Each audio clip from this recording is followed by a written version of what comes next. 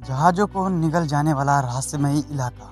जी हाँ दोस्तों, साल 1945 5 दिसंबर को 2:10 पर यूएस नेवी के 5 टॉरपीडो बॉम्बर विमान उड़ान भरते हैं। इस उड़ान को कहा जाता है फ्लाइट 19। फ्लाइट में 14 क्रू मेंबर हैं जिन्हें लीड किया जा रहा है लेफ्टिनेंट चार्ल्स टेलर के द्वारा, जो कि काफ़ी एक्सपीरियंस्ड कैप्टन हैं।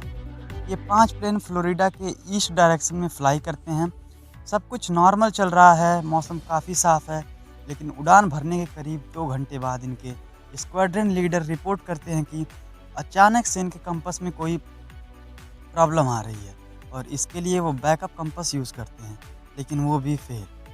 उनको ये भी नहीं पता कि उनकी पोजीशन कहाँ है इस समय, और फिर वो और प्लेन के पायलट से पूछते हैं, पर उन सब प्लेन के भी पार्ट्स मैल फंक्शनिंग कर रहे थे और कैप्टन अब कंफ्यूज हैं कि वो क्या करें, किस डायरेक्शन में फ्लाई करें। और धीरे धीरे मौसम भी बिगड़ रहा था, सूरज ढल रहा था और धीरे ही धीरे रात हो गई। उसके बाद वो 5 प्लेन और 14 क्रू मेंबर गायब हो गए। आज तक उनका कुछ पता नहीं। फ्लाइट 19 के रिसर्च में एक और प्लेन निकलता है 13 क्रू मेंबर्स के साथ, और ये भी गायब।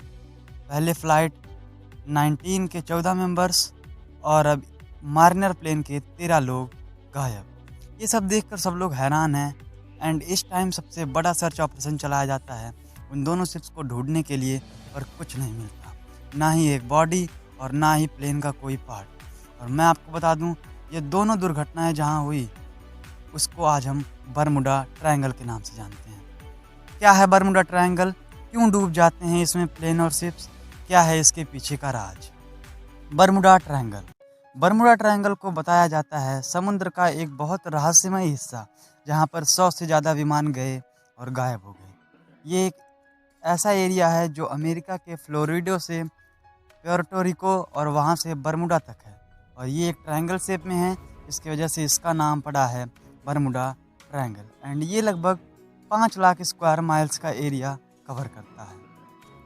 साल 1492 जब क्रिस्टोफर कोलंबस नई दुनिया की खोज में निकले, तब उन्होंने ये बताया था जब वे इस जगह से गुजर रहे थे तो उनका कंपास काम करना बंद कर दिया। एक रात जब कोलंबस ने अपने शिप से आसमान में देखा तो उन्होंने देखा कि एक रोशनी जो कि आसमान से उस जगह पर गिर रही है। यहाँ से शुरुआत होती है ये मिस्ट्री, और उस समय की मिस्ट्री पर इतने फिल्म्स बनी, खूब आर्टिकल लिखे गए और ये मिस्ट्री खूब प्रसिद्ध हो गई। एक और घटना है साल 1918, यूएस नेवी का one of the biggest ship, इसका नाम था यूएसएस साइक्लोप्स, जो कि कोल और ट्रूप्स ट्रांसफॉर्मेशन के लिए इस्तेमाल किया जाता था। 4 मार्च 1918 को 306 लोग बैठे थे इस शिप में, और ये शिप वाशिंगटन से ब्राज़ील के लिए रवाना हुआ। इस जहाज़ में 306 लोगों के साथ 11,000 टन मैग्नीज भी था। ये सफ़र तय करने में लगभग 9 दिन लगना था।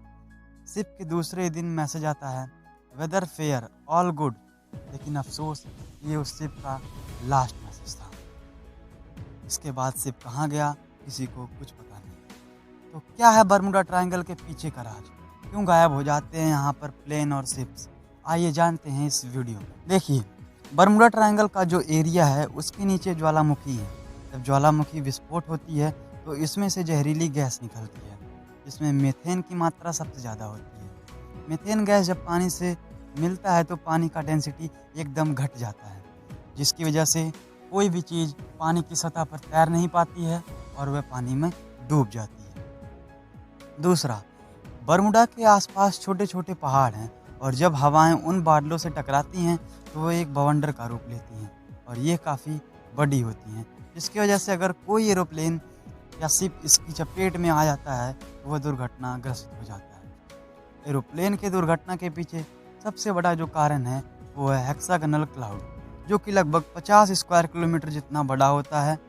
अब अगर हेक्सागनल क्लाउड की उल्टी दिशा में एरोप्लेन टकराती है तो वह एरोप्लेन को तोड़ देता है, और अगर क्लाउड्स के ही डायरेक्शन में एरोप्लेन भी चलती है तो हेक्सागनल क्लाउड प्लेन की स्पीड इतनी ज़्यादा बढ़ा देते हैं कि वह आगे जाकर क्रैश हो जाता है।